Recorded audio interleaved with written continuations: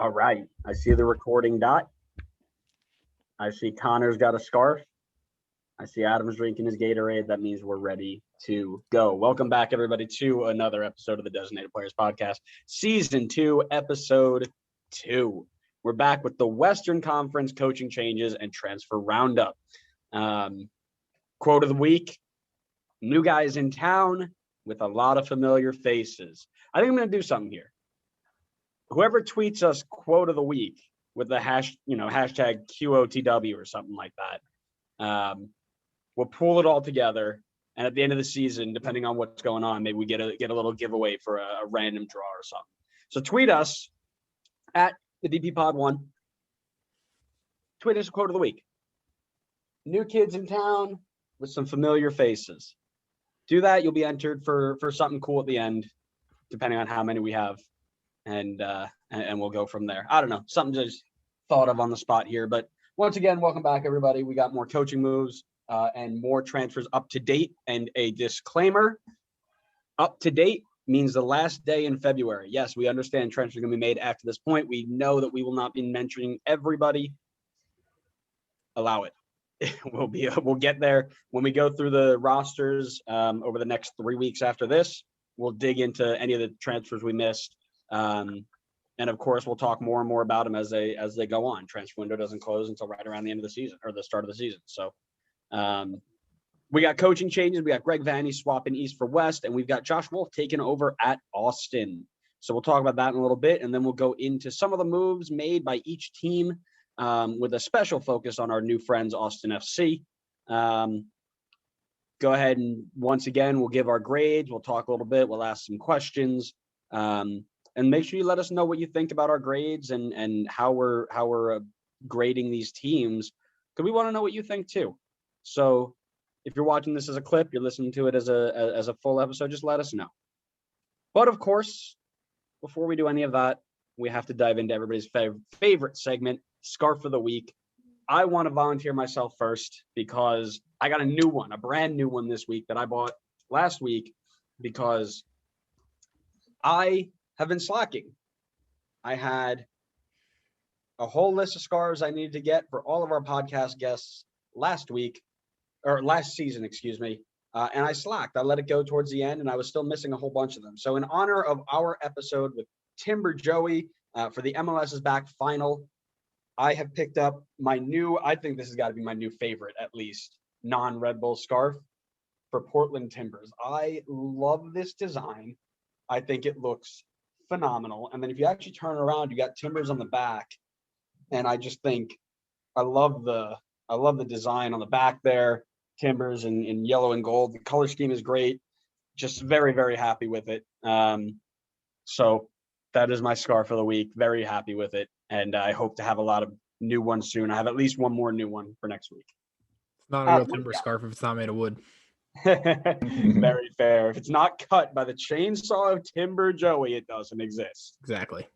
If you don't have a wog hanging over your two shoulders, then are you really a Portland Timbers fan?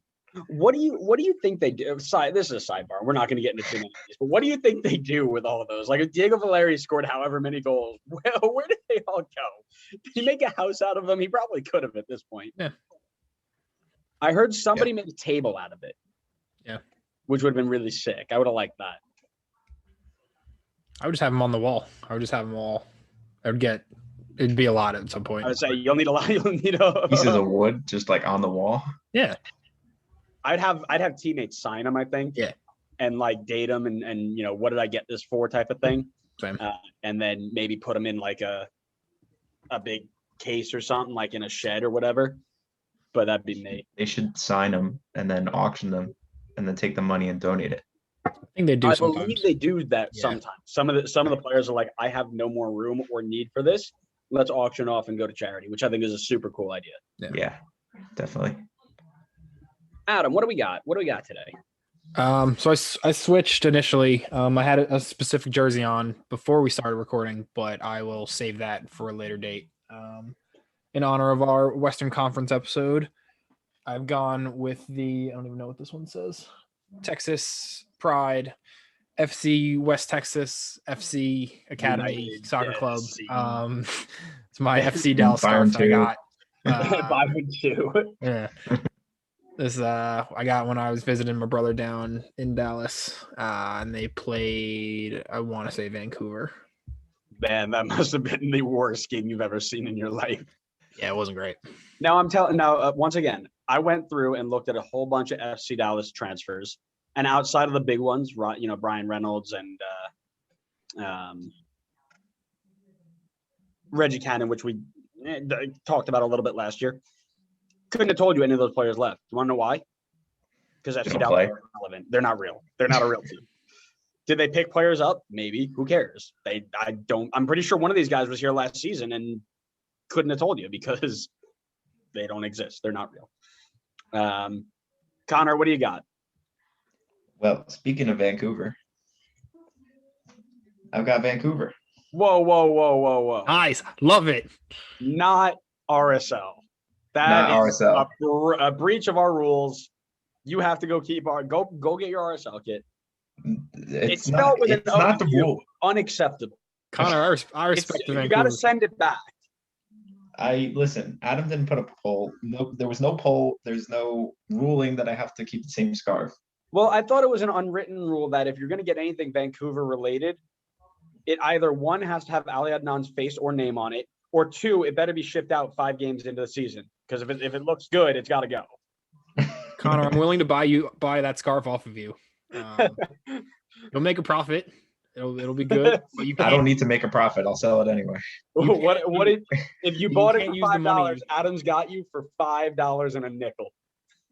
What is this, Red Bull? No, it's Vancouver. You can't use the money I give you though to then buy another scarf. You have to just leave it. Okay. Oh man. Got it. Good. Yeah, no, it has to go into like future purchases, like labeled as a future scarf purchase that just never gets touched. You can loan a scarf from Italy and then just like bring it back. loan the Bologna scarf and just send it back. Oh man, we love a little bit of scarf banter. Right into coaching changes, unless I got anything else to say. No. As we mentioned earlier, 2 major coaching changes, and really 1 coaching change and 1 new coach coming in. Greg Vanney leaving Toronto. We talked about it a little bit last week to go all the way across country to take over at LA Galaxy. GBS was gone mid-season. Has a lot to do, a lot of work to do for a Galaxy team that was subpar at best last year and now is missing potentially their biggest player. Now, there is still rumor that he comes back, Christian Pavone. We thought we were talking about Dos Santos. I thought we were talking about Chicharito. Chicharito's still there, and he's going to score 15 goals this year. Stop it. So Pavone might be gone, might be back. We don't know. It's still up in the air. There have been transfers in and out, and we'll talk about those when we get there, but he's got a lot to do. And my question for you lot is threefold, really. What type of success are we looking at with the transfers that we've already seen? Can he fix that awful back line that we saw last season? And if Pavone doesn't come back, can he get the best out of Chicharito Hernandez? Connor, this one's to you. All 3 of them. I think it's a lot of like, are they going to do more in the window? Like while it's still open, are they going to bring in more people? Because if you give me the team that they have right now, and I guess that's assuming Pavone doesn't come back, I don't see how he can get too much success out of this team. I mean, and it's nothing against him. It's hard for him to, do great things with a team that has limited talent. So I think that if they don't make some more changes, he's not going to be able to fix the back line. He's not going to be able to get that much success. But I do think that without Pavone on the team, he would get probably more out of Chicharito because he would have to, just because, I mean, he would have to be their scoring guy. I mean, there's no one else you can rely on. You can't rely on Pavone while Chicharito is not performing if there is no Pavone.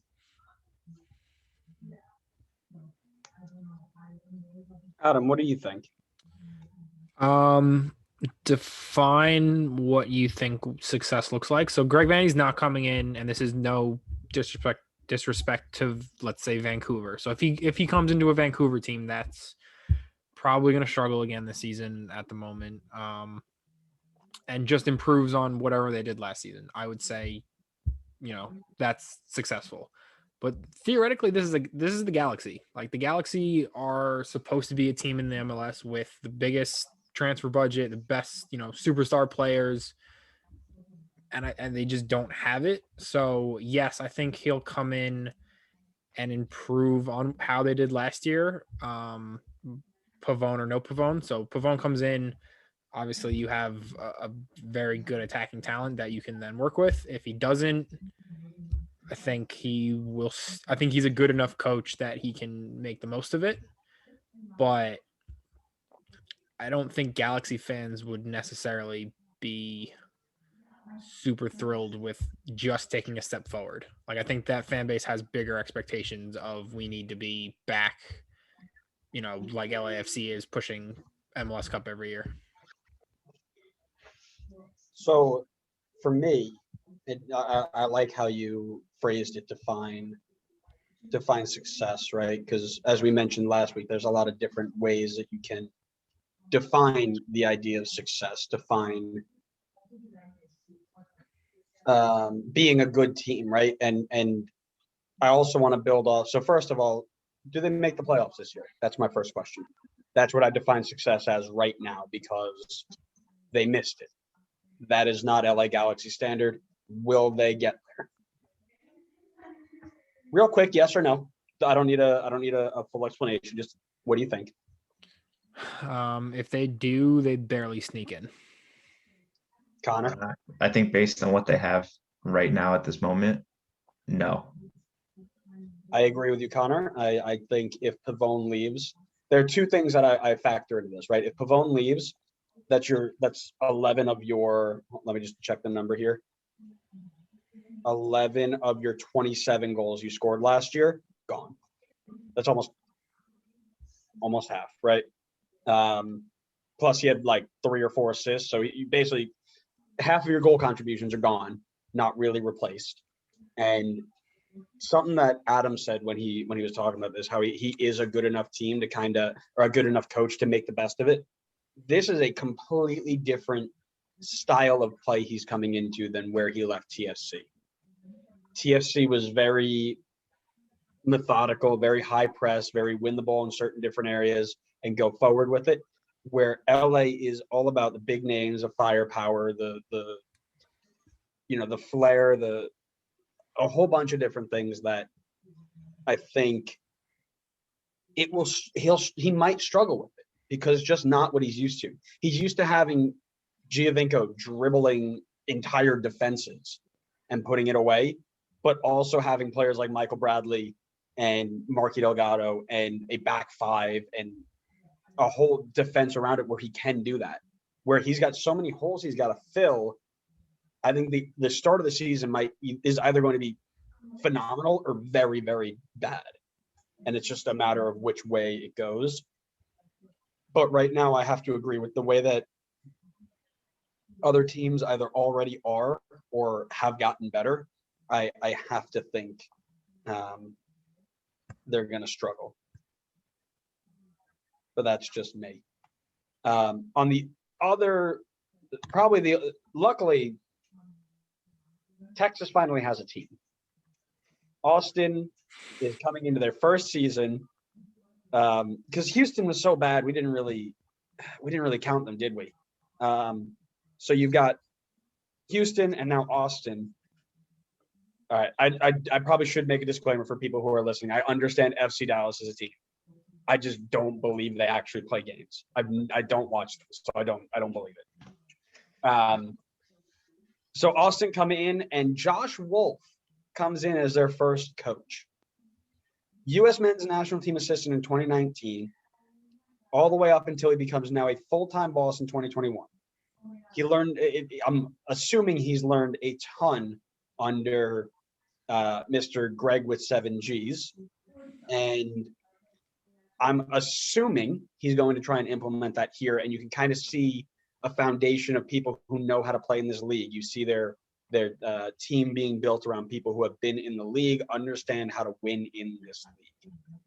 So same type of question. What type of success are we looking at in this expansion team's first year under Josh Wolff?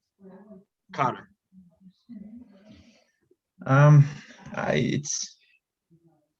It's gonna probably depend on the person as to what level of success that they expect to see with this team. I mean, on paper, the team that they've built certainly looks like a team that can compete. I don't think that like many fans are going to be expecting them to go and like win Supporter Shield, win MLS Cup in the first year. But I think that they're hoping that they can at least, at the bare minimum, challenge for the playoffs.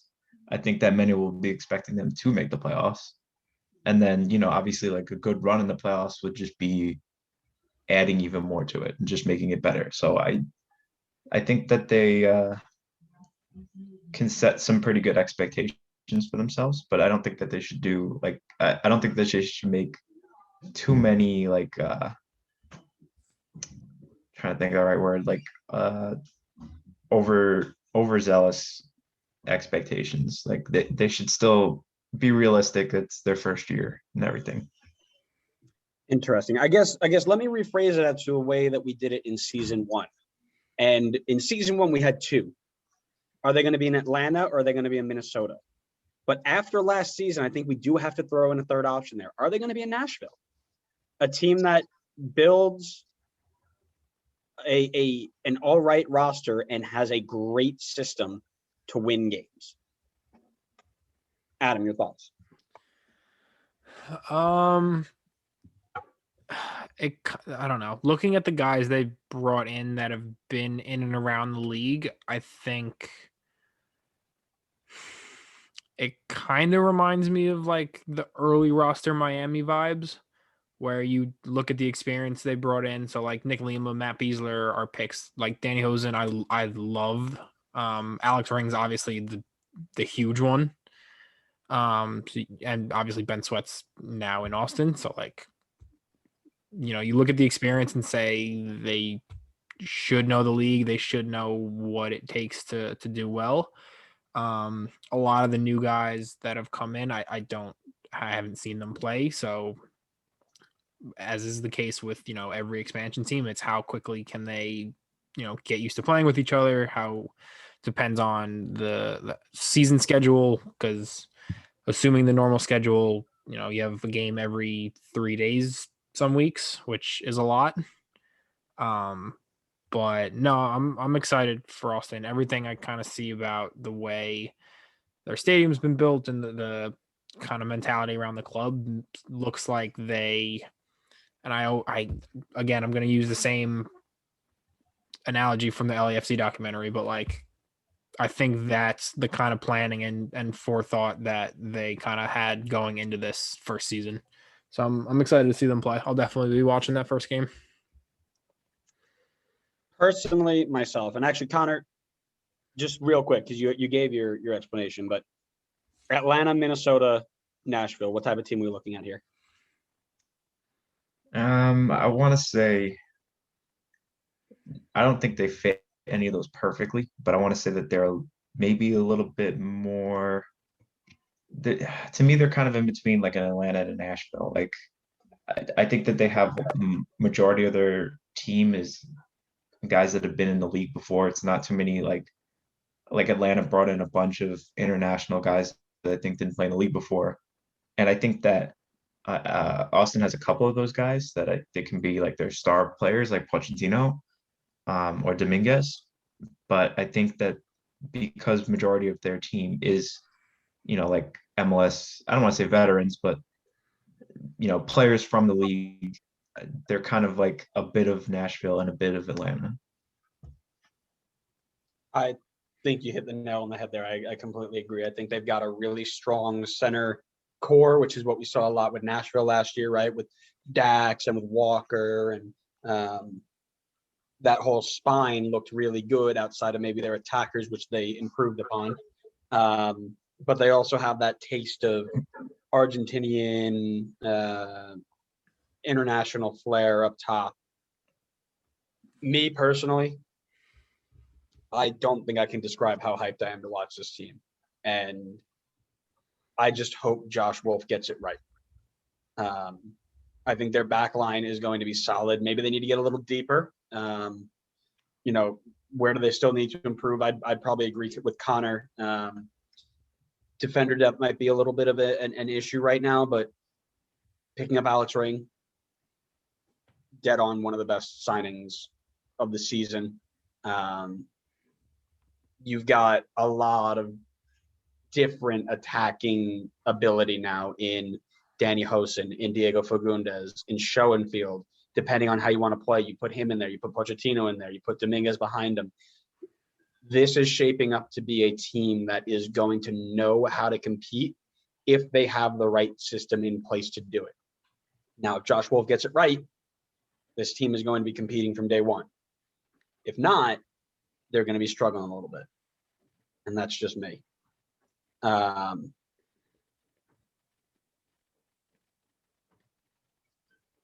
Yeah, like I said, I mean, we kind of did just hit on Austin a little bit. We didn't talk really in depth, and that'll come again in the next couple of episodes. I believe they are scheduled for the second of our 3-part series in in-depth deep dives. So we will dive right into their roster and show it, but let's just throw it in there since we're talking Austin anyway. Grades. What type of grades are we looking at here?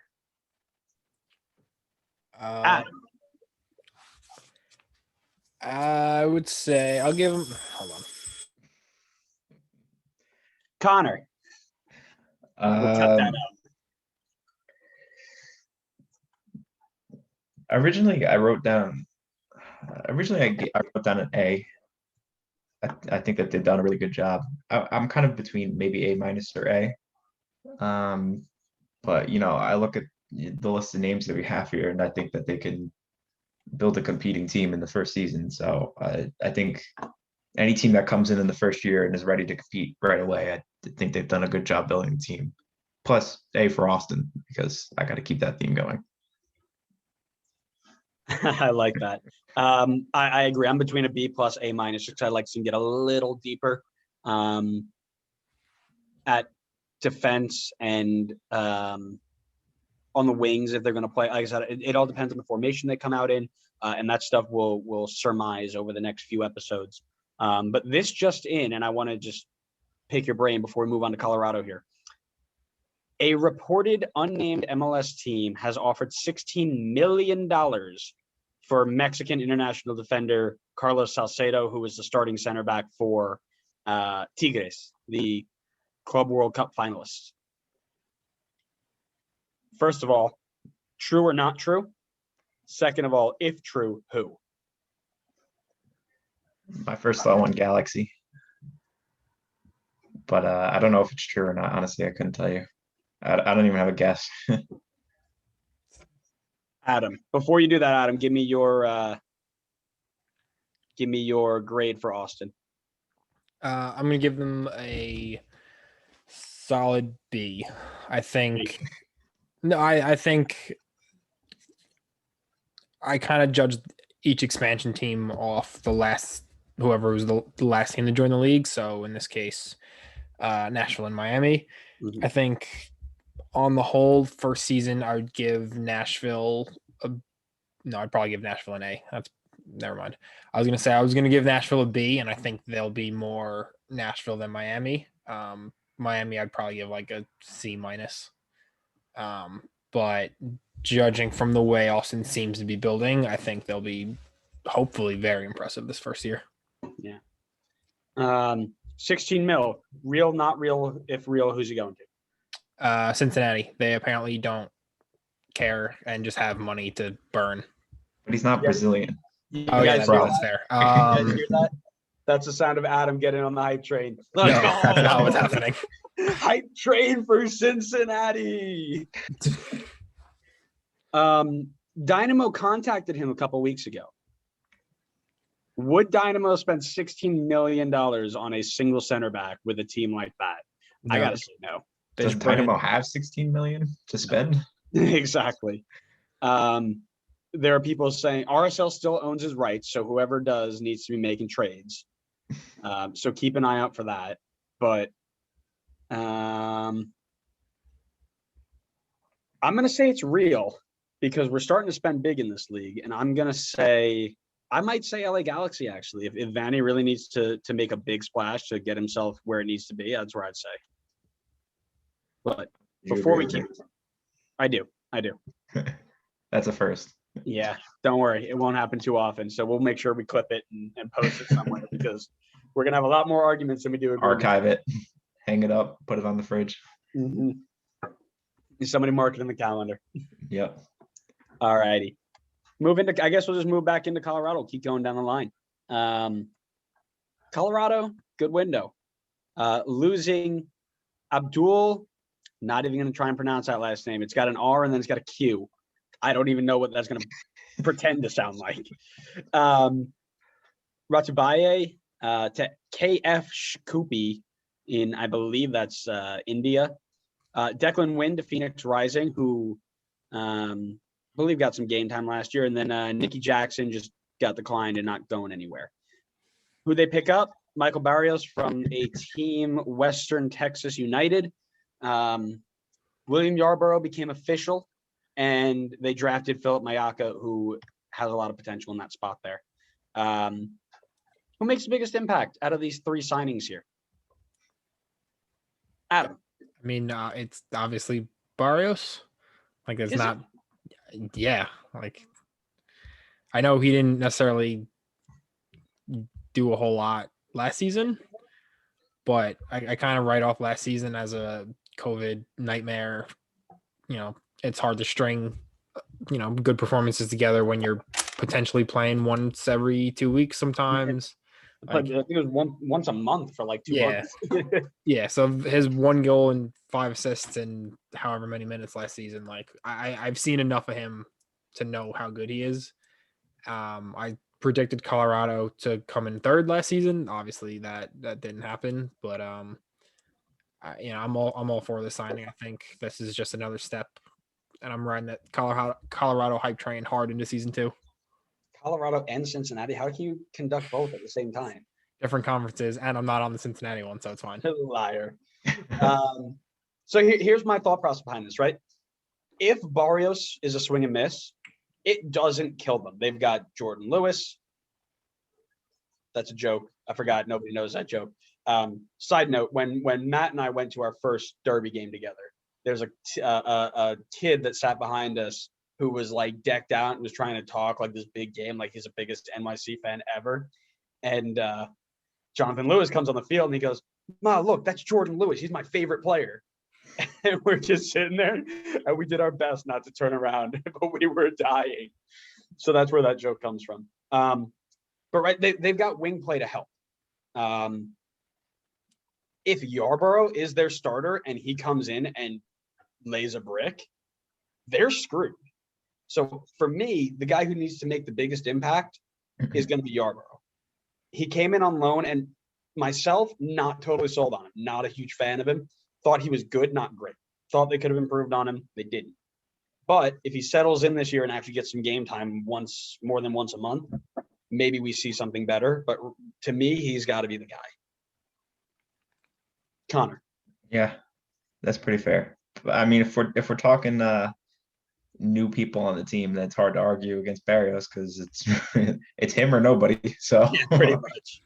But I do agree. I think that if they miss with Barrios, doesn't kill them. But if they can get the best out of him, that could be the thing that takes them up the next step and pushes them to challenge for top of the West. So but yeah, I think that if they miss with Yarborough, then they're in trouble. Whereas if they miss with Barrios, I think they're okay. For sure. All right. So I said this last week. We're going to try and do it again. Like 15 to 20 seconds max, Adam. Don't give me a 40-second pause and then give me a C. Grades for Colorado. Like you say that, but I was going to give them a C, and I'm going to give them a C because you can see our notes. Okay, grades, go. Yeah, they didn't need to go out and blow up the market. I think this is just another good addition that hopefully gets them higher up the table.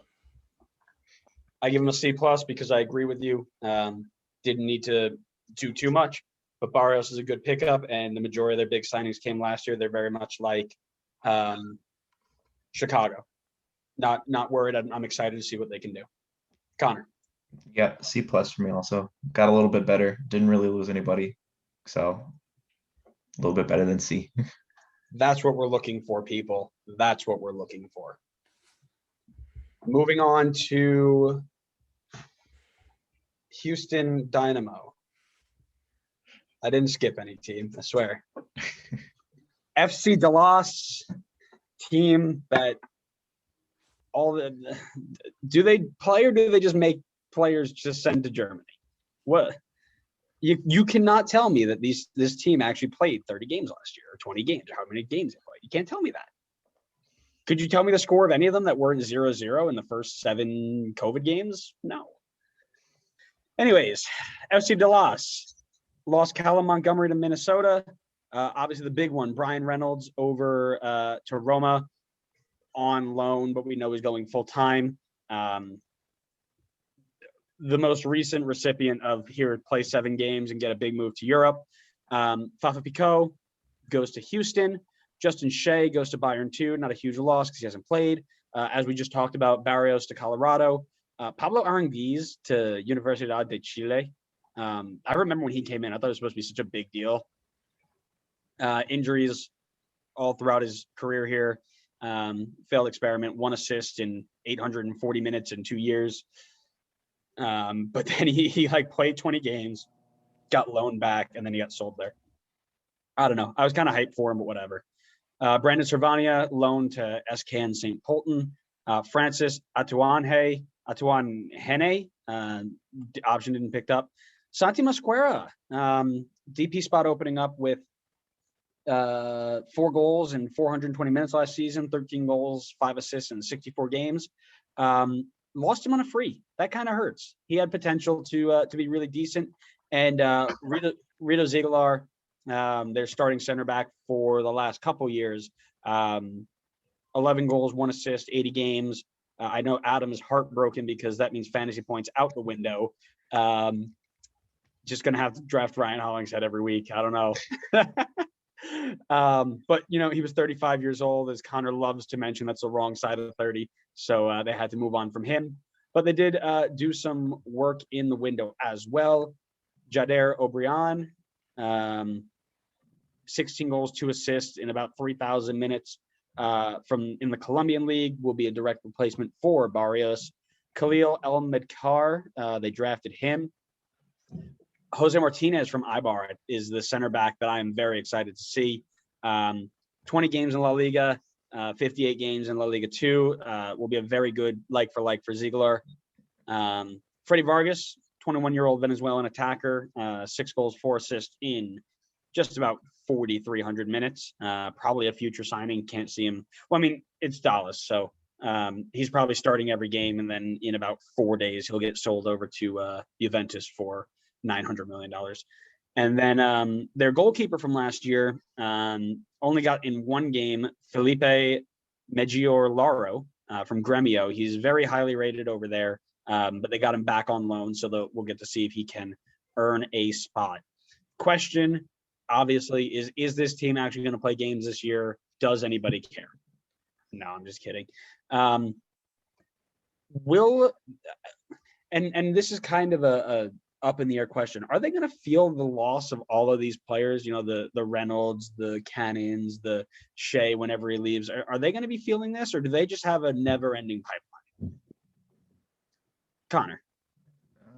I kind of feel like they have a never ending pipeline, to be honest with you. And it seems like a lot of the guys that they brought in this year aren't just from their academy, although I'm sure they'll still pump out plenty of great academy players. But I think that they've replaced themselves well, and they always seem to be hanging around the playoff picture. So it kind of reminds me a bit of what Philly's got going on right now, except they're actually spending on people instead of just harboring the money for who knows what, Philly cheesesteaks.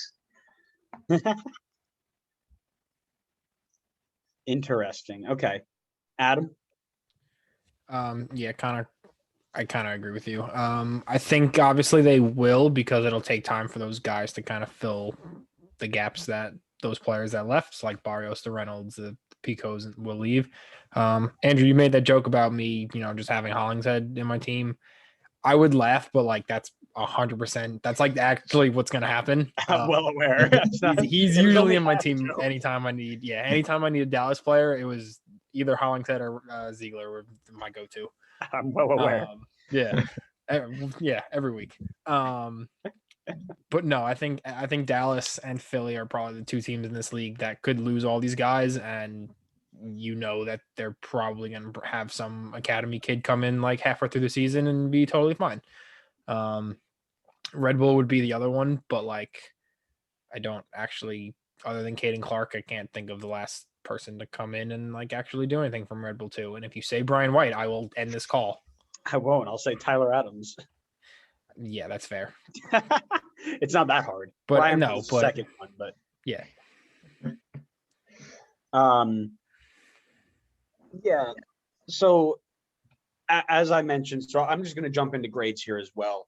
I give them a B+ because I really like how they replaced the attackers that they've lost. I love the center back signing. As I mentioned, they've only got a Reynolds replacement missing, but they've probably got 9 of them at FC Dallas too. So I'm not worried. I think there's a good window for them. And that's what I'm going with as well for the answer to the question. Adam, grade. I gave them a C+. So I think losing the big guys that we've mentioned, obviously have hurt. Those guys have been there, for a few years, but I think the fact that they have sold some players to Europe and for a decent chunk of money shows that, this league is improving, especially that Dallas Academy is obviously doing something right. So the fact that they can, now try to sell those players and hopefully use that money to bring in like a huge name guy if need be, or a few cheaper guys to fill the squad, like that's just a plus for the club. So C+ kind of evens out. Connor. I think that originally I gave him a B, but I'm gonna bump it up to a B+ because I gave Philly praise for the signings that the sales that they made, and I feel like Dallas made similar ones, so I want to kind of recognize them in the same way.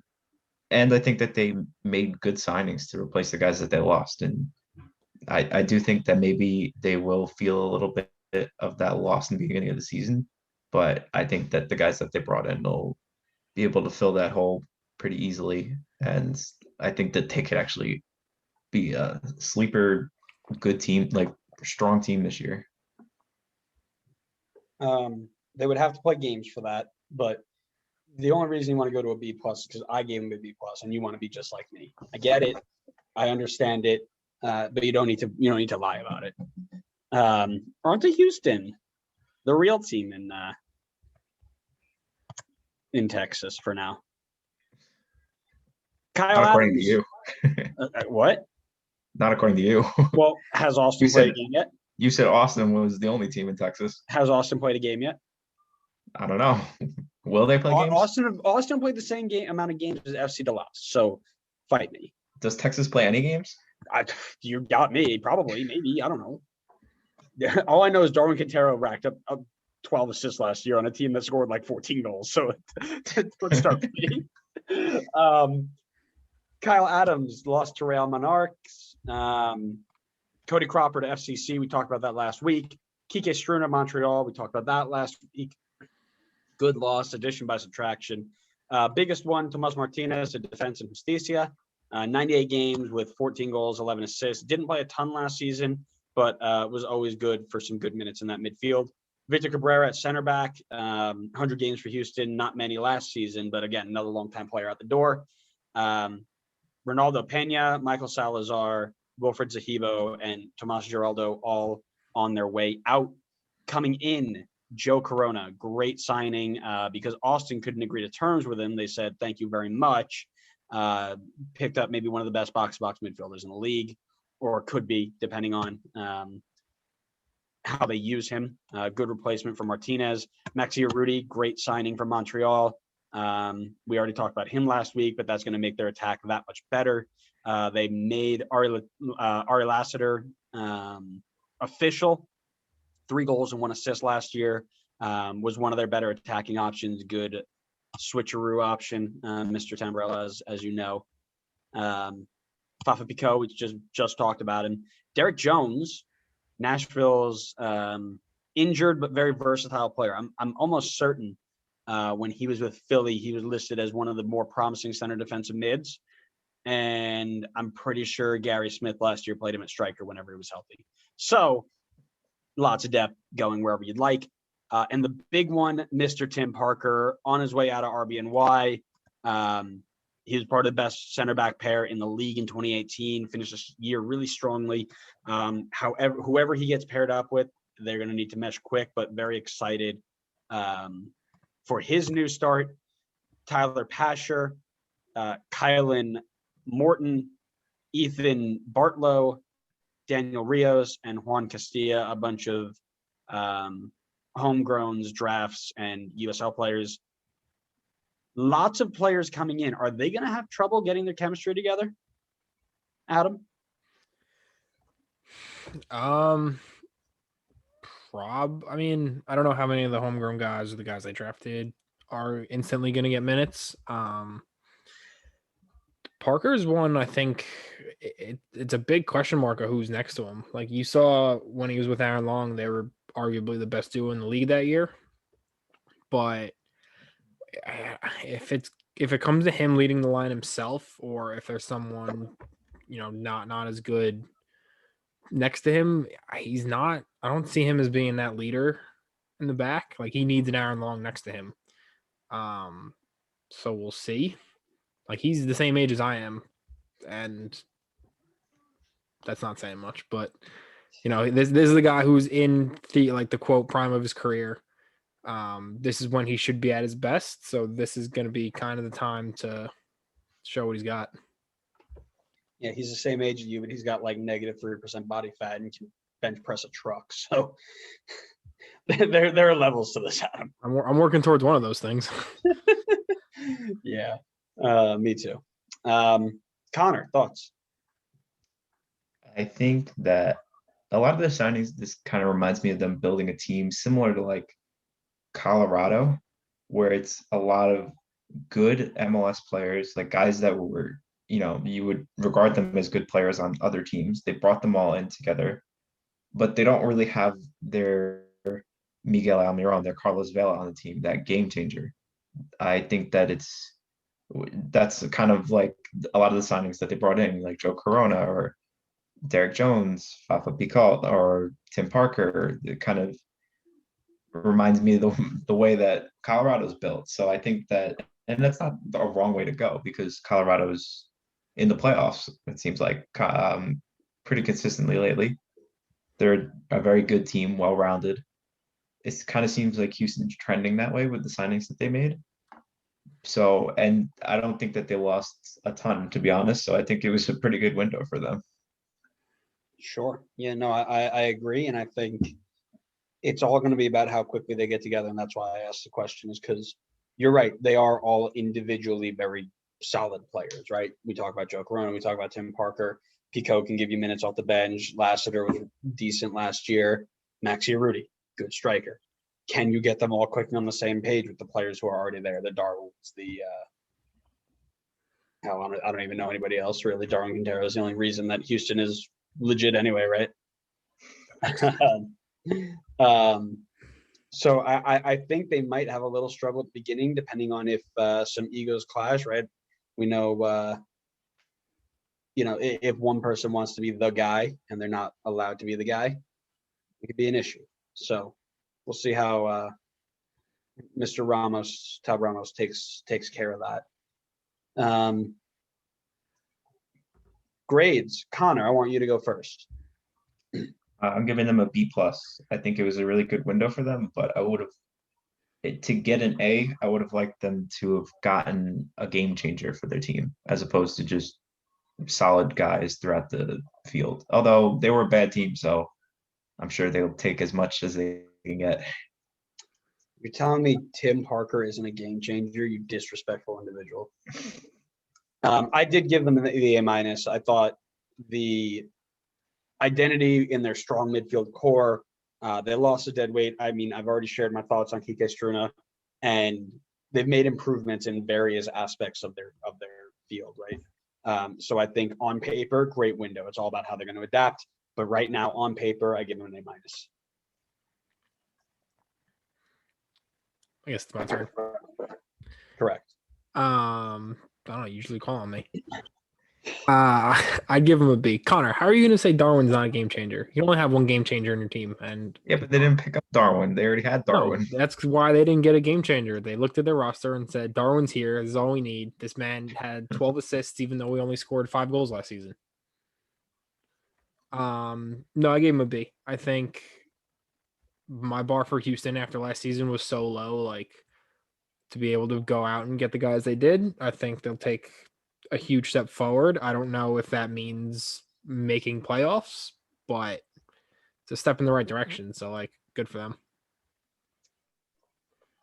All right. LAFC. Interesting window. Of course, the big one, Brian Rodriguez, on loan to UD Almeria. And you pose a good point, Adam. Is this really a big loss? Maybe not. 3 goals, 8 assists in 34 games for a guy that costs over $10 million. Whenever he makes that move permanent, it'll be worth whatever they got. Yeah, I agree there. But on paper, where he was supposed to be this big hype guy, that's a big loss. Adrian Perez went to DCU. We talked about him a little bit. They let BWP go. Was the comeback player of the year. 9 goals, 6 assists in 1,200 minutes. How do you let somebody like that go? I don't know. Maybe I'm still hurt from the Red Bulls. I'll try not to be. But Philip Ejimadu, Andy Nahar, I can't believe they let go because I'm surprised he didn't land on his feet with another MLS side.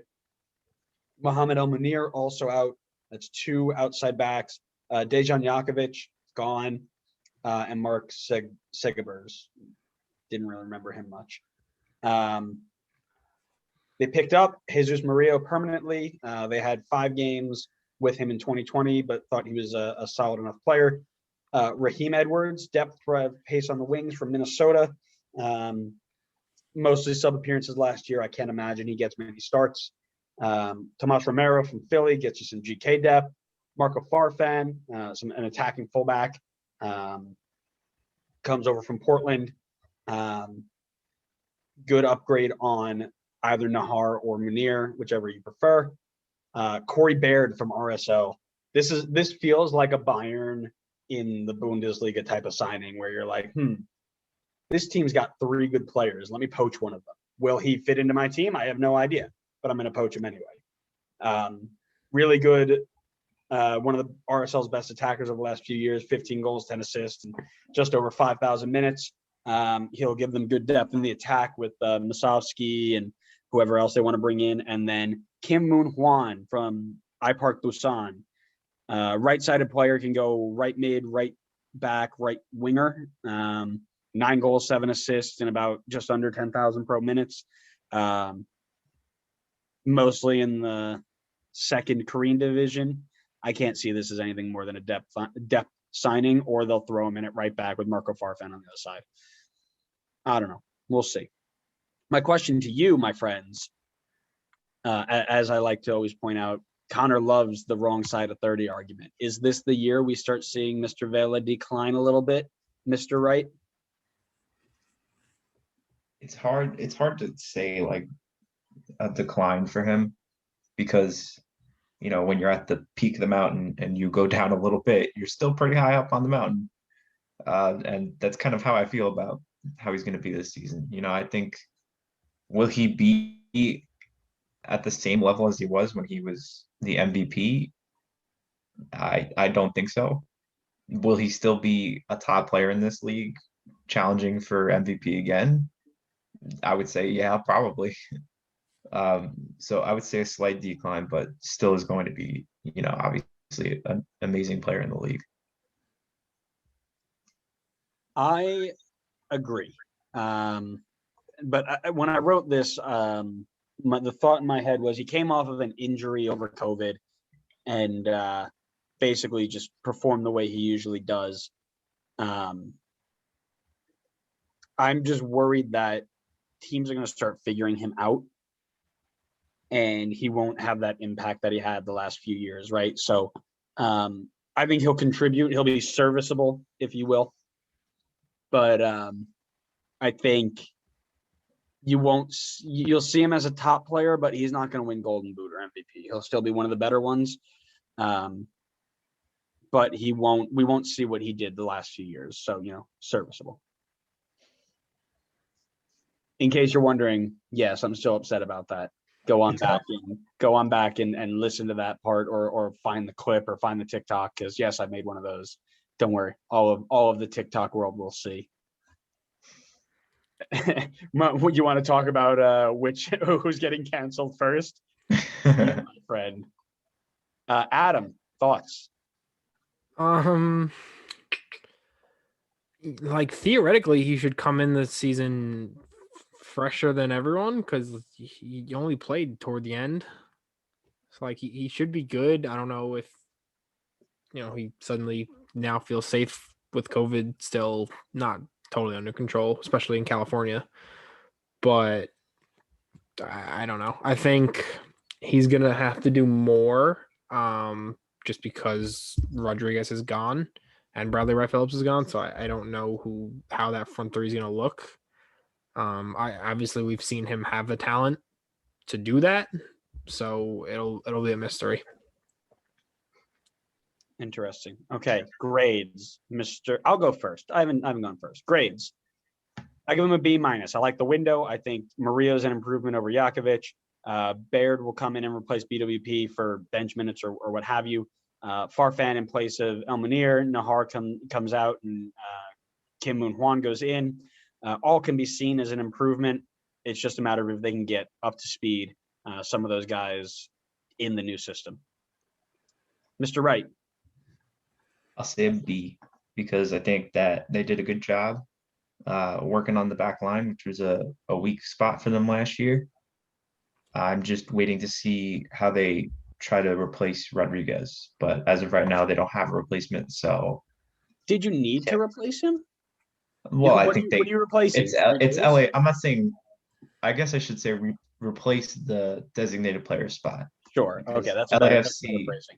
LAFC, have shown that they like to go big with us. So I'm hoping that they'll continue that trend and, excited to see what they can do there. But as of right now, they don't have anybody. So I'm going to stick with a B. Love it. Adam. I gave him a B as well. This, and Connor can kind of tell me if I'm wrong or not. This is completely my opinion. This is just the feeling I get when I see Rodriguez left and Vela kind of maybe being on the decline. I have no idea. And Bradley Wright Phillips leaving as well. This feels to me like at the season Atlanta had after Miggy left. So they came in, had obviously Josef, Miggy, and Barco. Josef's now the only one left, just like Vela's the only one left. So, they're kind of in that like second team rebuild. I think the guys that have come in are the start of that, but I think they're kind of gearing toward no longer having that front three that they kind of built their success on. At least probably after this season would be my guess. Interesting. Yeah, I can definitely see that. But I do also want to add that Barco is still there. Yeah, but like, is he though? Sometimes. Yeah. I know he's on the roster, but like Barco's the Rodriguez. Rossi is your Almiron, who probably should be gone, and Josef and Vela, right? Yeah. Yeah, that's fair. There you go. Into LA Galaxy. I'm with thinking of Tito Villalba. Sorry. Tito Villalba. That's who I was thinking of. That's better. That's Yep. better. Couldn't think of his name. Yeah, that's fair. That's a lot more fair. Yep. To our friends in the Galaxy, lots of losses. Some people being brought in, lots of homegrowns, which we know they don't like to play anyway. But Rolf Feltscher goes over to like Austrian second league. That back line was awful, but he played a big part of it. So they're going to need somebody completely brand new. Jorgen Shelkovic didn't play a lot, but also was probably part of that back line. So they're getting rid of their whole back line, which is good. Perry Kitchen didn't get a lot of minutes. Joe Corona, we talked about. Emiliano Isua, probably one of their best defenders or players, period, in a team that was awful. Cuejo's gone. Yoni Gonzalez is gone. Gordon Wile's gone. David Bingham's out of contract. I can't believe they let that happen. One of the best goalkeepers in the league in terms of shot stopping. The fact that Galaxy were in half of the games they were last year is because of David Bingham. They straight up just let him walk. And the fact that I don't think he's been re-signed yet. Unless he went, did he go to San Jose? No, he's not. He hasn't been re-signed yet, which is completely ridiculous. But he's gone. And of course, Christian Pavone, $20 million man, 10 goals, 3 assists in 2,000 minutes. Easily their best attacking option. But you can use that 20 mil to upgrade all over the pitch. We'll talk about that in a second. Jonathan Bond from West Brom is going to take over that starting goalkeeper spot. Jorge Villafana is going to slide into that outside back spot and improve the attack from the wing. Couple homegrowns in Marcus Furcanos, Jalen Neal, Adam Saldana, and then they bring in Carlos Harvey from Toro FC, a center defensive mid, who's most probably going to be Joe Corona's replacement. He was at LA Galaxy 2 for 2 years on loan, and then he just signed permanently. And then O'Neal Fisher for outside back depth. Doesn't really do anything for me. My question to you, and the question that everybody keeps asking, Christian Pavone, does he need to come back? Does he not need to come back? Mr. Tamburello. I mean, yeah. I if I were him, I wouldn't come back, but that's just because I think the Galaxy are a dumpster fire right now. Yeah, he's their best player last season by a country mile, and you know, we've talked about how Chicharito is supposed to be the guy there, but like Pavone's putting up numbers. Chicharito wasn't last season. I think without him, if Chicharito is the same as he was last season, like Galaxy are going to win one game this year, and it's when they play Red Bull. Kidding. I just want to see Andrew's. I just want to see Andrew's face. It's because it's true. It's because it's true. That's the title. Nope. Not getting. You're going to get him going on tangents. We're not going to do this. We're not doing this. This is the Western Conference. I'm not getting into this. For me, I don't know. I don't think so. Yes, he's your best attacking option. You're talking $20 million in MLS. That money itself can be used to get a ton of different players on TAM deals. Get yourself a good number 10. Get yourself a young South American winger or two. Get some defensive help. Get anything. There's so many holes in this team that you can fill with that type of money. But will one guy actually make the difference up top? I don't think so. I think if you provide Chicharito with the correct service, you go out and get a much cheaper option to Pavone on the wing. You go get yourself a number 10 that isn't 37-year-old Sasha Question. You go out and get somebody who can give this man the service that he needs. Chicharito will come back into form. There's no question about it. Do you need $20 million to get one person to get a third of your goals? No. I think you can use that money better. That's just me. Connor.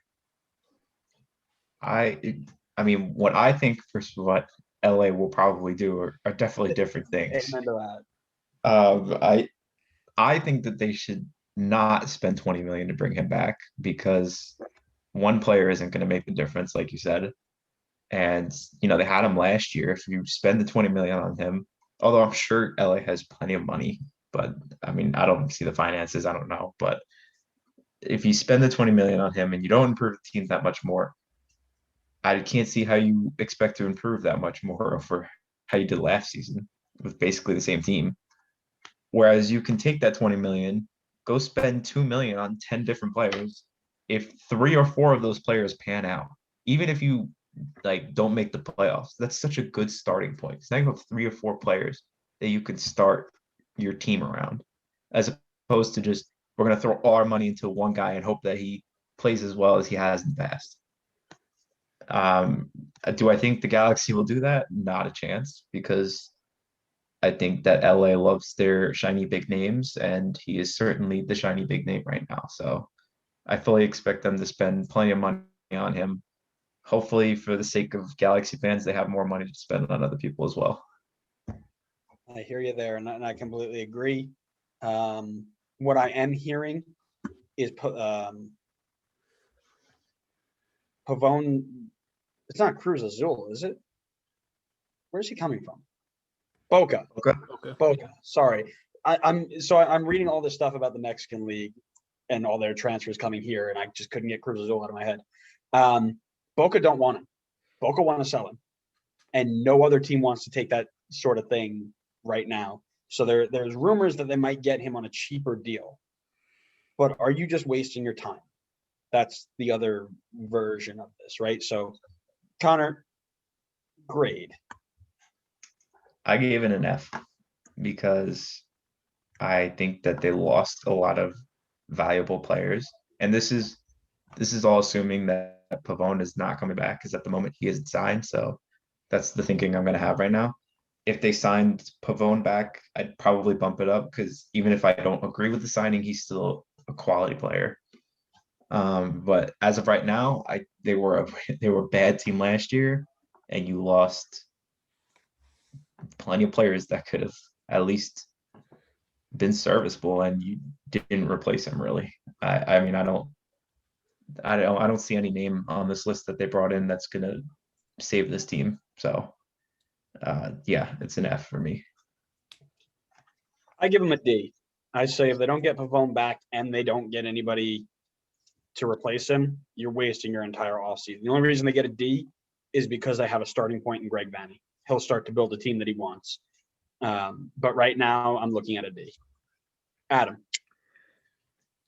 I gave him a D as well. So I understand they obviously can multitask. It's not like they're just waiting on a decision from Pavone, and then once the decision's made, like, okay, now we can, make a plan going forward. Like, they obviously have contingencies one way or the other, but this decision needs to be made like tomorrow.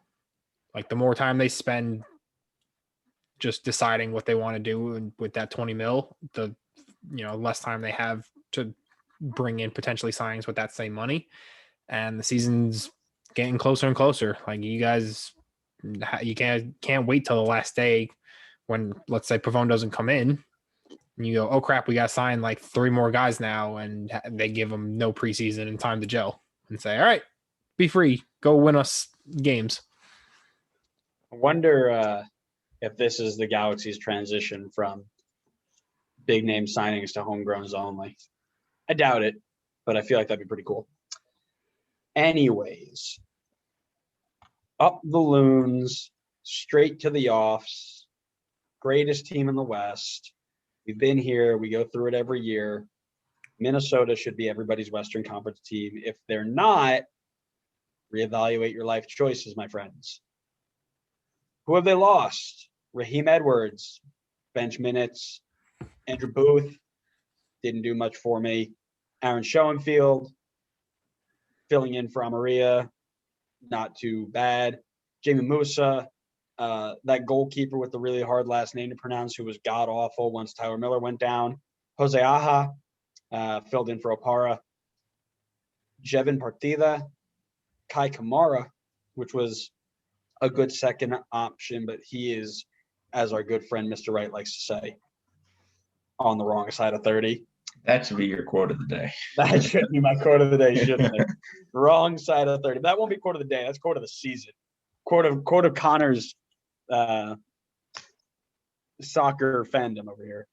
And then the other one, the big one, the guy, the man, that boy, Kevin Molino, hot boy, right? Hot man, hot boy, something like that. He's got a nickname, but it won't be spoken in loon folklore anymore, as he has gone to Columbus, because Columbus obviously needed to get better. They were not good enough. They only won MLS Cup by 3 goals. They needed to get better, so they went and got Kevin Molino. Who'd they bring in? Yuka Raitala from Montreal. That's a good outside back option. He's always been one of the best in the league, depending on how you want to use him. Brought in Callum Montgomery. I'm not sure about that one. That's kind of confusing. Will Trapp. I never really was a huge fan of him. Didn't really hit stride with Inter Miami, but was very good in Columbus. And he can take minutes off Ozzy as he gets a bit older. And then DJ Taylor. That's all they got. How big of a loss is Kevin Molino, really, Mr. Adam? I mean, it's huge. Like he's their best player there last season by like a mile. I wouldn't be this upset if he went somewhere that wasn't Columbus. Like the fact that Columbus won MLS Cup the way they did and then just said, oh, we're going to go buy Kevin Molino, like kind of angers me. Like I love Kevin Molino and I'm sure he's going to kill it in Columbus, but like Columbus didn't need to do this. That's just mean. Like if you told me he went to Houston, I'd be like, all right, like whatever. Like sucks for Minnesota, but good for Houston. Like Columbus, no, you don't need that. We don't need one team just destroying everyone this season. I have to agree. Kevin Molino, according to WhoScored.com, Connor's favorite website, not on the wrong side of 30, on the right side of 30. We'll have it for a very long time. Contributed to 25% of their goals in 2020, just the regular season, I might add. He had 50% of their goals in the playoffs, and him and Mr. Reynoso got together very, very well. And that is something they will definitely be missing as we go forward. I'm trying to just pull up a stat here of how they worked well together, and I cannot find it. There used to be a like who has the best combo of goals and assists, and I'm still looking for it. But I think it's going to be a huge loss. You're looking at, oh, here it is. Kevin Molino from Reynoso is 3 different times in the playoffs or in the regular season. But keep in mind, Reynoso only joined like the last 10 games of the season. So they really hit it off, and now he's gone. So I don't know who exactly Reynoso is planning on playing to, but something very interesting to keep in mind. Connor, your thoughts? This feels like a brutal loss for Minnesota. I mean, you're not just talking about a guy that just clicked with your new big signing, like big time clicked with them. This team was so marginally close to being in an MLS Cup final. And I'm not saying they would have won because Columbus was dominant, really dominant in that final. But I mean, you were right there. And then you just took a step backwards rather than taking that next step forward and making sure that you are there the next year. And not only are they losing a guy that's super talented for them, you're losing a guy that's been there since the start of the franchise in MLS. I mean, that's from a fan's perspective, that's got to hurt. I mean, I'm sure he's a fan favorite for so many people because he's been there since the start. But yeah, so I think this will hurt big time. I'm with you on that. How do you grade their window, Connor? I gave it a C-. I feel like they got a little bit worse, to be honest. Obviously, Kevin Molino is a big loss.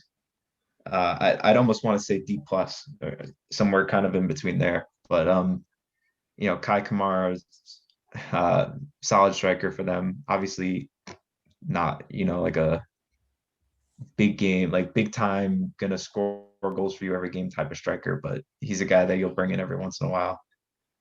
And they brought in some guys to help fill those holes, but I just don't think that they replaced what they lost. Yeah, I got to agree with you on the C- there. I think just the loss itself of Mr. Molino is going to kill this team. Yes, they've got a few pieces they can work with. They've got Robin Lode, they've got Ethan Finley, they've got Amaria, but the way that they clicked is going to be so hard to replicate with other players. And Amaria is, if he's your only option going forward outside of the other two that we just mentioned, they're going to shut that down pretty quick. So I'm with you on that one. Adam. I gave him the D plus. It just feels like a pretty big step back. I think Minnesota was quietly not quietly, but I don't think they were necessarily highlighted as one of the best teams in the league, or at least the most exciting to watch. Like there were games last season where we would watch and talk about like how good they looked, and they, like Connor said, they potentially could have gone on to win last year, except Columbus was disgusting. Like I don't think now was a good time to take a step back. I think There's a big issue on this too. I don't think Luis Amaria is with the team anymore. he's not. I was waiting to say that. Oh goodness. Yeah, they're in trouble. Yeah, no, this is like a D-. This is almost enough. Yeah, I got to change that. He's gone. He went back to Velez, and then Velez gave him into Kyoto, and then he went back to Velez at the end of the year. Oh man, no, I didn't know that either. Yeah, I would drop that down to D also. Straight to the floor. I kept looking. I'm like, where? They don't have Amaria. Where is Amaria? And then I Googled it. Oh no. Yeah. They're in trouble. This is like we could take that Simpsons meme of the guy sitting in the back of the bus being like, ha ha ha, I'm in danger, and just put Minnesota's face over it. That's what we'd be looking at right now. Their striking is one man. His name is Foster Langsdorff. And he came from Reno 1868. And that's it. Oh no, they're in trouble. And they make NYCFC look like they got a deep attack. Literally. Jeez, this is bad. Hey, don't worry though. Don't they still have Tomas Chacon? They do. Tomas Chacon up front. Let's go. Don't worry. It'll be all right. Oh man. Imagine being Emmanuel Reynoso coming in and having so many attacking talents around you. And then coming in the next year, you play 10 games, and by the next year, all of them are gone. Oh man, that is just not good. That's so not good. Young Gregors is a leading scorer right now. Oh no. Oh no. Okay, I'm gonna move on before I get really sad. Portland lost Marco Farfan and Jorge Villafana to LAFC and LA Galaxy, respectively. Julio Cascante to Austin. We talked about that a little bit. I thought he played a lot more than he did than he actually did last season. He was on the bench a lot, but didn't even make the 18. So that's probably not a huge loss for them. Andres Flores is out, and Red Bull GOAT Chris Duval is no longer there. Wrong side of 30. That's the only reason why, of course. Brought in Claudio Bravo, not that Claudio Bravo. Claudio Bravo from Banfield, 23-year-old left back who played 23 games, got 2 assists. He'll replace Villafana. Jose Carlos Van Rankin from Chivas. He is on loan, a right back, an assist in 20 games for them last season. Felipe Mora became official, had 7 goals, 3 assists last season, and brought in Hunter Sulte as a homegrown player. So quiet, but basically anybody they lost, they replaced and made some improvements on. My question is, now that Mora is officially a Timber, no longer on loan, how's he going to do next year? Adam. He's going to do really well. I think I like the way once he kind of settled in, he seemed to hit the ground running. I think he takes that and just goes with it into year 2. I told Andrew this when we were going through our notes, but I got really excited when I saw Claudio Bravo. But it's obviously not the same Claudio Bravo. I was like, how did I miss this signing? I agree. I think he's gonna find stride, and I think the other thing that's pretty important to keep in mind is that Jeremy Abobasi has been rumored to leave for like 9 months now. Yeah. So now that he's official, he might be on his way out, and if he is, I think he slides in, and they really don't take a step down. Love Jebo, but just he now has the opportunity to go and further his career, right? But yeah, I think he's going to hit a really good stride. I'm going to say 15 goals at least. That's one of my bold predictions right there. Yeah. Connor. I agree. I think 15 goals is a good mark to set for him, and yeah, I think he'll be around that mark, if not even more. So, looking forward to seeing how he does. Agreed. We'll go grades. I'm going to say B. They replaced and got younger for Connor at both outside back spots. Mora became official. They got both Charas. They got Clark in goal. I think maybe replace that center back depth we're kind of missing there. But other than that, I'm happy with this signing. I'm going to give it a B. Adam. I gave him a C+. I think they've done well. Like you said, the guys they lost, they kind of brought in like for like replacements. Plus, it's Portland. Even when I think they're not going to do well, they're fine. Like they're one of the few teams I can say that about in this league. They'll be fine. Yep, agreed there. Yeah, Connor. I'm going to go with a B as well. I think that they, I mean, you know how much I like Copying going me, on yes. the right side of 30. Mhm. They did a good job replacing the guys that they lost, for replacements, bringing in guys permanently that they liked. So can't really say too much negatively about their window, to be honest. Sure. I think we are doing a great job on this podcast because we have 5 teams left. At this point, last episode, we were like 2 hours in. So we are doing a great job. Let's move on to RSL. RSL. Man, they're another one. Do they play games or do they just exist? I don't know. They make good scarves. They do. They do. Something that should probably be on screen right now, but whatever. That's what you got to do. You have to start hanging up every time you bring a new scarf in. You got to hang it up on the wall behind you, and we'll just make a whole scarf wall for you when you record. When I move into my own place, then I'll do it. Yeah, that's what I said too. When I get my own place, I'm gonna have my own podcast area, and all my scarves are gonna hang up around me. But tangents aside, Corey Baird's gone. We talked about him. That's probably a huge loss considering they also lost their only other striker, I think, in Giuseppe Rossi. Alvin Jones is gone. Luis Arriaga is gone. Andrew Puttin is gone. Julian Vasquez is gone. And then the 2 big ones for me, Luke Mulholland, lifer, been there since 2014, retired and working front office staff. Didn't always, wasn't always a big, bright name there, but worked really nicely with Beckerman, gave those blue-collar minutes in the midfield. And then Kyle Beckerman, RSL legend, MLS legend, USMNT legend. Locker room is going to be a tough replacement there, but that career is going to speak for itself. We don't need to dive in any farther there. They brought in 4 homegrown players, a draftee, and Rubio Rubin, who I think is a great signing. This is your like-for-like replacement on Mr. Baird. If he hits. I know there was a lot of talk about him in the USMNT picture a couple of years ago, wasn't there? Pretty sure that he was rumored as one of those guys who could break through and just never did. Ended up with San Diego Loyal with Mr. Donovan, and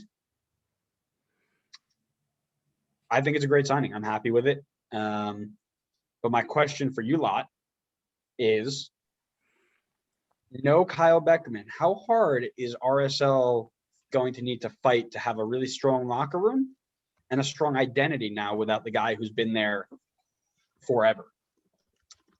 And I'll answer it myself because I haven't answered first in a little bit. And I love hearing the sound of my own voice. I think it's going to be real tough for him. He is RSL. He's been with RSL since RSL has been RSL, right?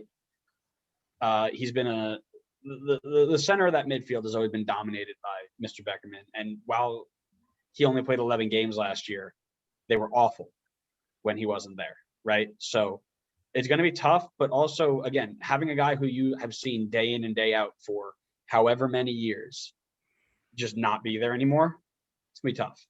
It'll be really tough. Connor.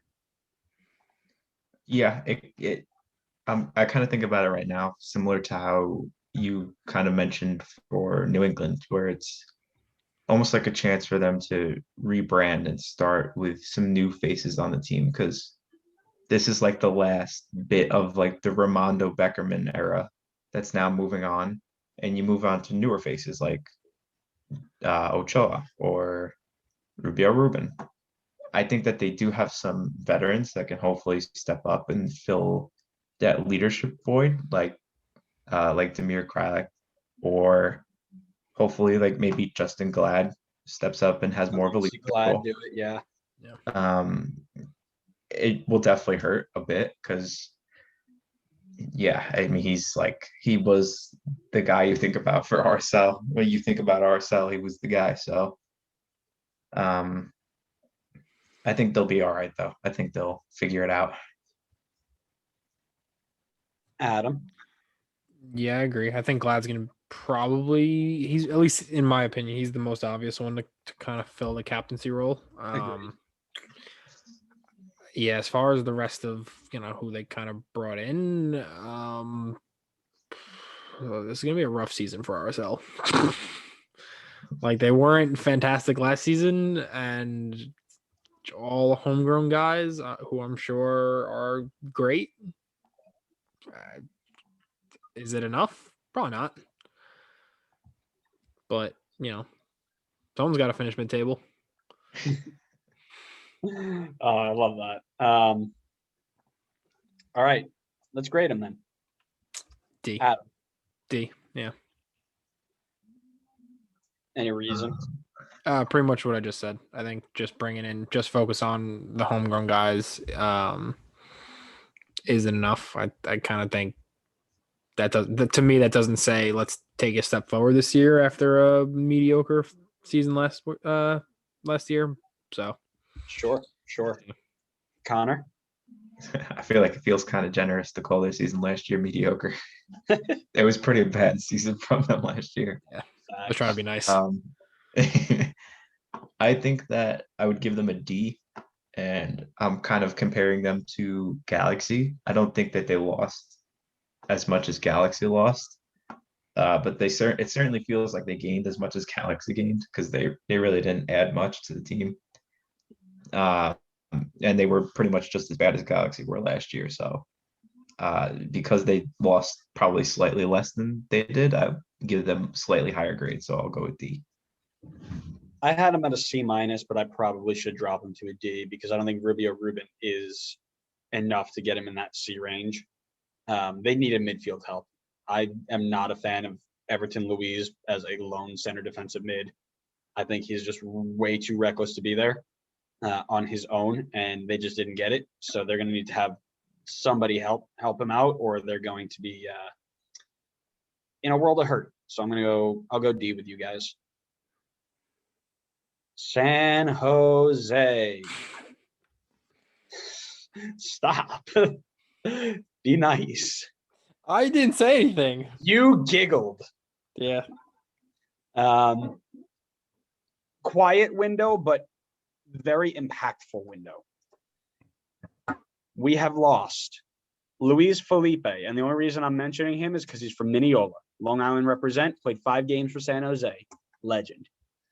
Danny Hosen, we talked about at Austin, one of their better attackers once Baco left and Magnus Eriksson left and all the other attackers left. Austin picked him up. He only got 1 goal last year, but he's a 10-plus goal guy, and I think he'll do that in Austin. Following him to Austin is also Nick Lima. This is their biggest loss for me. I think he should have gotten way more time in San Jose than he did, but he's a U.S. men's national team caliber outside back. And he's an attacking outside back, and there's just a ton of potential there that they swung and missed on. That's just my call. They have gained Mr. Eric Rometti from Atlanta, and that is a solid improvement at center mid. they saved him from an Atlanta side that they only gave him 1,200 minutes at. But he will shore up that shaky San Jose center mid. I just have that vision of Jordan Morris taking man-marked Florian Youngworth all the way to midfield, turning him and toasting him through, and it's just a parting of the Red Sea. I just imagine Remedy being in there and be like, okay, we're not going to do that anymore. No more of that, sir. Javier Lopez from Chivas, attacking mid, meant to take Vaco's spot, I have to assume. 6 goals, 2 assists for Chivas last season in 25 games. Abecasis from Libertad, 30-year-old right back replacement for Lima. Connor, is that the wrong side or the right side of 30? You tell me. No, he's on 30. 1 assist in about 1,000 minutes last year. He'll just be there to replace. I don't know exactly what they're doing, but we'll see. And then Benji Kikanovic from Reno, 1868. That is center forward depth for the ageless wonder that is Chris Wondolowski, aka Mr. Belgium himself. Hey guys, how many goals is Wanda scoring this year? Golden Boot. No, I'm kidding. 14. Damn, that might be Golden Boot. Is he their starting striker now? Yeah. I'll double check. No, they're going with Andy Rios. Okay. Andy Rios is their first one. Andy Rios got them all of, and I quote, 5 goals last year. But anyways, Connor. I am going to. Oh, they have Cade Cowell also, so maybe. Yeah, I saw that. Cade Cowell is about to blow up. This might be Cade Cowell's year, and I'm kind of hyped for it. Yeah, I hope so too. I'm gonna say. I'm somewhere between like 4 and 6, and I'll go 6 because he'll probably take PKs when he's on there. Well, that's what I said. I said 7. 5 of them are going to be from PKs, and 2 of them are going to be headers that are inside 4 yards, because that is only way Wando scores. That was the only question I had. San Jose's irrelevant to me until they finish anywhere not bottom 6. So, grades, and I'd like to start with Mr. Tamburello, I think. I gave them a C. Off the top of your head, and this is, quick reaction. Nick Lima, top 3 left back in the league? No. Really? No. I'd say top 10. I wouldn't say top 3. Okay. Fair. I think he's definitely top 10. I'd say maybe challenging for top 5. Okay, that's fair. I'd agree with top 5. I was trying to quickly cycle through all of them in my head, and other than Tennerholm, I couldn't think of a good, obvious top. Well, come on, plays right back. Come on. I know. You can't think of. I want to see your reactions. I wasn't putting Patrick Seagrass in there. That's disrespectful. That's not who I was thinking of. He has his own left back. You can only think of. Wait, who did you think of? You thought a Tennerholm plays on the wrong side. I know. You can't. Come on. The best left back in the league. Yeah. Just say it for the sake of everybody. George Bello? No. Not saying it. Why? Come on. He plays left mid. That's fair. He probably plays striker. Exactly. I gave him a C. I don't think the guys I brought in, I don't know. San Jose is a weird team. I feel like they are just there. Their expectations aren't any, I don't know if they're trying to push for the title. They're happy with a 52-year-old Wando up top for the rest of his life. I don't know. I don't know what San Jose's doing. Oh man, I gave them a C minus. I like that they improved at center mid. They really didn't downgrade it outside back, but if you're really going to rely on Andy Rios to lead your front line after 5 goals last year, that's not going to be great. And I also don't like their defensive scheme at all, and we've talked about that already. But not a fan of this. Not a fan of this window. I thought they should have gone out and gotten somebody better, but that's just me. Yeah, I'm gonna give it a C. Remedi's solid. He's not gonna be the best center mid that you'll get in the league, but he'll give you good minutes. I agree. I think that they should have probably done more to help that defense that was, do I dare say, atrocious last year? Um, and I think that losing Lima and Hosen definitely hurts. I think that they added a couple of guys to kind of fill that hole. Like I don't think that they changed a ton overall, which for the sake of San Jose probably isn't great. They also played Carlos Fierro, who's a left winger, at striker. So, I mean, they don't have only Andy Rios, but I don't know. I feel it just feels weird. It feels like it's a weird direction, right? But that's just me. Let's move on because San Jose is not worth wasting time over. Seattle, much more worthy of wasting time. Justin Dillon went to San Antonio. He was hyped when he came in. He was supposed to be one of their bigger homegrown guys. Never really panned out. Ramon Torres didn't play a lot last year, but obviously a big part of becoming one of the best MLS dynasties ever. Miguel Ibarra, a couple games, didn't have the Minnesota effect that he had. Jovan Jones, not sure where this dude plays on the field, but obviously he was depth everywhere, so they lost him. Gustav Svensson, a pretty decent loss. He didn't play a lot as well as João Paulo came in, but he was always good to fill in that last 15, 20 minutes, lock it down and turn away the key type of thing. And Trey Musey and Mr. Jordan Morris, of course, obviously the biggest loss, best attackers over the last few years. I don't think he's replaceable.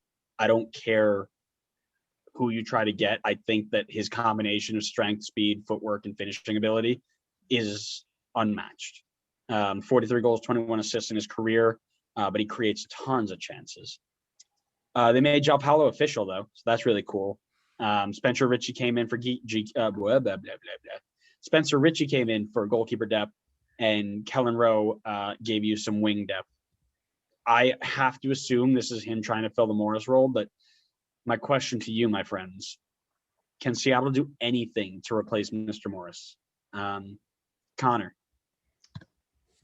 I think that they can. I don't think that they did, but to say that Jordan Morris is completely unreplaceable seems kind of a bold statement just because. Really? Yeah, I mean, he's definitely a quality player, but you don't think that they could get someone else that could do something similar to what he did? Like anybody in the entire world? With the way that their team is structured, their finances are structured, without revamping the whole team, no, I don't think so. And I'll die on that hill. I don't think that there's somebody who fills that role like Jordan Morris did, unless Maybe you're not going to buy exactly. Cristiano Ronaldo.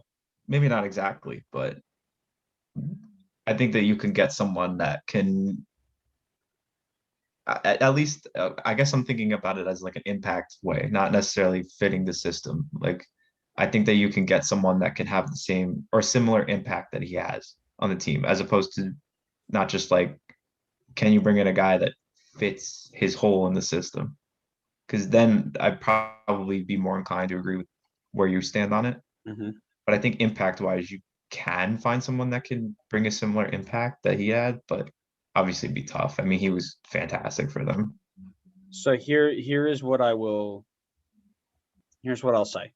And this is my reason where I say no. I think the only way, because the system favored him so well, and this is where I don't think you'll find somebody who can have the same impact as him without doing this very one thing. If you want him to minimize his loss, the only thing you can do is to change your entire formation, the entire way you play. Because I think as you watch Seattle, it was so focused on what he could do 1v1, getting him into space, getting him in behind. It was all focused on him. You had Rui Diaz and Ladero always trying to set him up. The only way that you can get away from that is completely reinventing the way you play. And I think that is something that won't happen. So what you're going to see is a lot of growing pains for a team like this. You're going to see a team that that is going to try and stick with the way that it was and fail for the first time in years. And I don't think that you'll find anybody in the next few windows who can do what he did. He was just different. And you're either going to have to completely reinvent it or you're going to have to overload all the players on that side just so you can get away from it. But Schmetzer's got a lot to play with if he wants to get away from that. But that's just me. I don't think you'll find somebody to play in his spot to make the same impact that he did unless you reinvent the entire way that you play.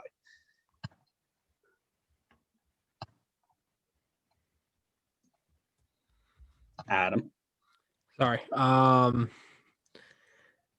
I want to say the same thing I said for Portland, in that it's because it's Seattle, magically they'll be fine and still among the top teams in the West. But yeah, I feel like this is a step back. I agree with Connor that as good as Jordan Morris is, I don't think he's like absolutely unreplaceable. I'm sorry that he's injured right now, so I hope he's right. True shout out. We hope you are recovering well whenever you eventually listen to this, because I know you do, Mr. Morris. But no, yeah, that was heartbreaking when I saw that, man. Yeah. But yeah, I think Seattle will be fine. Like, they're still going to finish top 5 in the conference. I'm really not worried about them. Okay. Grades. I gave him a C-.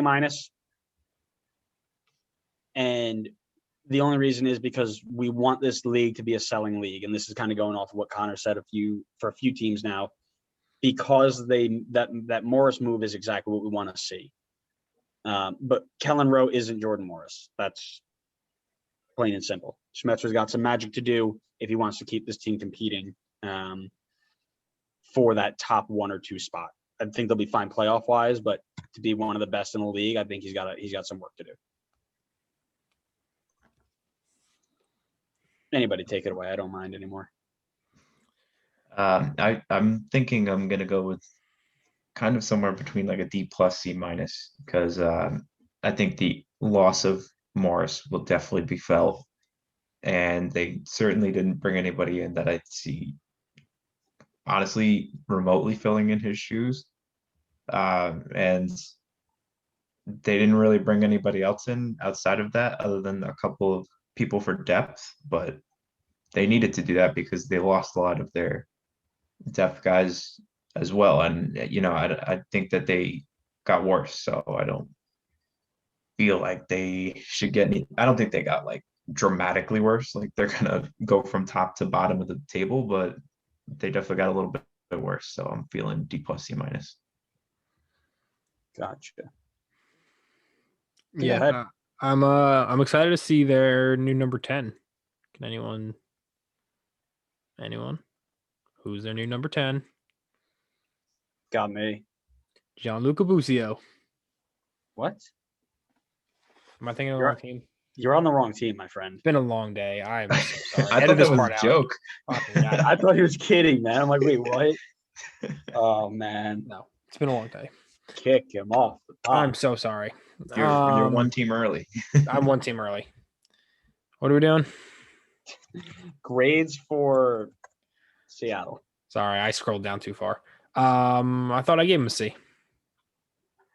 I mean, I could have told you gave him a C. That's all you do. But yeah, it was just C's for everybody except for like the very few teams.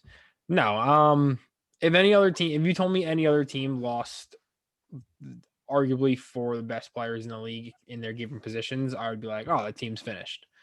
But it's Seattle, and they'll find guys off the street and be fine.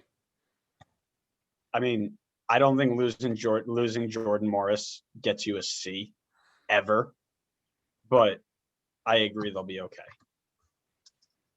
Let's move on to Gianluca Busio's team. Eric, what editing's for. Connor, work your magic. I'm leaving it in. Oh, I'm leaving it in the video too. Of course you are. I might clip it and just say ha ha ha ha. It's fine.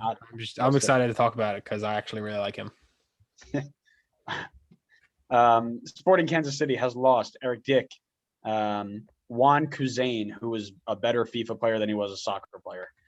Winston Reed ended his loan, went back to West Ham. He was fine. Richard Sanchez, awful. Just I remember when he filled in for Tim Mealy after that red card. Awful. Eric Hurtado, 5 goals for Kansas City last year, including a absolute wonder goal. Little chip all over the top, side volleys it back stick, very nice. And the big one, Mr. SKC himself, Matt Besler is gone. 12 seasons, almost 300 games. Replacing that's going to be tough. But they've tried, and I think they did a pretty damn good job of it. Kendall McIntosh, goalkeeper depth from Red Bull. Nicholas Isamat Marin from Besiktas. Low-key might be the signing of the window. Very happy with this. Center back was a big focus for these guys, and they went out and they got a good one. Champions League experience, played for Ligue 1, Eredivisie, and Turkish Super League teams. If he can get up to speed quickly, he might be a huge addition there. Remy Walter for Yeni Maltaspor, 74 games as center mid for Nice in League 1. If they use him correctly, this can free up their new number 10, who is, Adam, could you remind me? Jordan Morris. Good. Okay. This could free up Kinda and allow him to be very good, or Busio to be very good, depending on how they want to use Busio now. There are lots of different ways that they can use him correctly. There are lots of different ways they can use him incorrectly. This is a big one for me to get right. A few homegrown signing as well. 2 big ones to fill in some gaps there. I'm liking it. How bad is this culture change going to be without Matt Besler in the back controlling everything? Mr. Connor, you tell me. I think they'll be all right still, because they still have Tamilia in goal, and that will definitely help. Had they lost both of them, that's a pretty big change, I think. But I think that, it's probably not going to be like a seamless transition, but I think having Tim still back there will definitely help to manage the switch from away from Beasler into a new defensive back line. See, I don't think it'll be bad at all, because you still got Melia, you got Zusi, and you got Peter Vermees, who's been there since like the dawn of time. I think he's the most tenured coach in MLS right now in terms of years. So you might be losing a key center back and a key leader. Peter Vermees won't let the culture change. If he does, you're gone. So I think that it will not be too big of an issue. They'll have that same mentality going into every game they play. Adam. I think enough of that back line, like Connor said, is still there. I mean, I said they were going to win the conference last season. Alan Polito's still there, so like hopefully he actually kicks off this season. He started off well last year, and then like the world ended. So assuming the world doesn't end in 2021, and I'm gonna knock on wood right now because like that could still totally happen. SKC will be really good this year. I'm always excited to watch them play. Yep. Nope. Totally agree. So then I guess that just leaves grades. Adam, go right ahead. I'm Do gonna it. I'm not gonna give them a C. Don't worry. Do it. Fine. I'll do it. No. I was gonna give them like a B minus. I think just that one addition at center back like will do it. I think, however, I think this is probably the last season we see that back line of like Zusi and all those guys. Well, it's pretty much gone, right? It used to be Zusi, Yeah. Opara, Beasler, Melia, and anybody at left back. And I think we talked about this before, and 2 of those 4, or including left back, are gone. Yeah, but I think this is the season where like you really look at that like classic SKC back line and go, oh, it's not there anymore. Yeah, no, you're going to see a change and it was coming. You knew it was coming, but I agree on that front as well. Yep. I went B+. I think if both of these signings hit, if Remy hits and if Nicholas hits, because I'm not going to try that last name again, Ismiat Miran. This team is going to be super dangerous because Polito's still there, got Akinda, Gianluca Busio's got another year under his belt, Johnny Russell, and they're all going to be free to do more attacking if we don't have to worry about what's happening in the back line. So I'm excited to see if both of those guys hit. This is going to be a fun team. Mr. Wright. I'm kind of between like a C and a C plus right now because I was just looking up the new center back that they signed and noticed that he played for Toulouse last season, who, if you didn't know, finished rock bottom of Ligue 1 Yeah. with the worst defensive record in the league. That kind of form doesn't bode well coming in. I certainly don't think that he's going to find any talent like PSG and MLS. Maybe I'm wrong. I'm sure you'll disagree when they go up against Red Bull. If they do, you might think they're on a PSG level, but No, I promise you they're not. It could definitely obviously be different coming in here because the level of play here is not the same, but I don't want to get too hyped on him when he's coming off a pretty rough season, it looks like. I mean, I don't follow that league at all, so I don't know if maybe he was playing well in a bad team. Walter, I think, could be decent for them. I don't think he'll be like a game changer for them. And I mean, they lost Matt Beasler, which I think hurts a lot. Certainly in the beginning, I feel like it'll hurt a lot. So I feel like they didn't really, I don't know. I don't want to say that they didn't really add too much. I feel like maybe they got a little bit better. So I'm thinking like C or C plus. He played 14 games in the Ligue 1. Finished pretty much mid ranks of all of his teammates.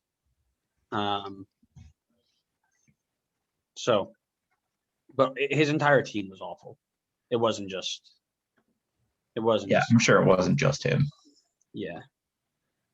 Lots of very not good. Lots of very not good. But yeah, so that's just a comment there. The final team, we've already made it. Goodness me, we flew through that. Vancouver lost. Who cares? It's not Ali Adnan. Gained. Who cares? Not Ali Adnan. Adam, I did it for you. There you go. Appreciated. Evan Bush was a backup goalkeeper they didn't need with Kripo and Saul. Brian Meredith, same deal. Georges Makumbilwa. Nailed it. And David Milinkovic, who was probably the only noteworthy one. He got a bunch of starts at winger and striker, but that whole team was a mess last year anyway. Javier Salcedo has come in, 20-year-old right wing, direct replacement for Milinkovic, 3 goals, 5 assists last season. David Egbo from the draft, Javane Brown from the draft, and Evan Newton from Indy 11. The only real question I have for you guys, who's the first player out the door this season after 5 games? Oh, man. Avellini. I don't even know who's still on the team. I said, give me Thomas Assault to a Turkish team for 2.5 mil. Bet. And then let Kripo keep going. It's actually not a terrible shout. I figured he has the best chance of being really good and then getting out of here. Grades, I gave him a C minus. Team wasn't great. Didn't do a lot. Needed to go get somebody, but good thing they didn't because he'd be gone in 5 games anyway. They're linked to this Portuguese right back for like 1.75 mil. So I don't know how that helps them up top, but sure, go for it, my friends. Connor. Yeah, I went C minus also. This was a team that needed to do something and they didn't do anything. So you got C minus. C minus for you and C minus for you, Adam Tamburello. C. A. No, I'm kidding. Yeah. A for Ali Adnan. A for a double A for plus keeping for him. Ali Adnan. There you go. Done. Okay, but really. No, actually, C. They're still going to be horrible. He had to slide one more in there. We have to end it on an Adam C. Yeah. C for Caicedo being sold to a Scottish club after he plays 5 games, according to his notes. That's it. We did it in under 4 hours. So good job, guys. Next few weeks, we're going to be sitting down and taking a real deep dive into kind of half predicting, half analyzing, I'll use the term, the rosters and the potential formations, coaching decisions, players who need to step up, players who you might not see a lot of, who might have played a lot last year, just little things, how new players will fit in. We'll just take a deep dive into the roster and the future of the teams in 2021.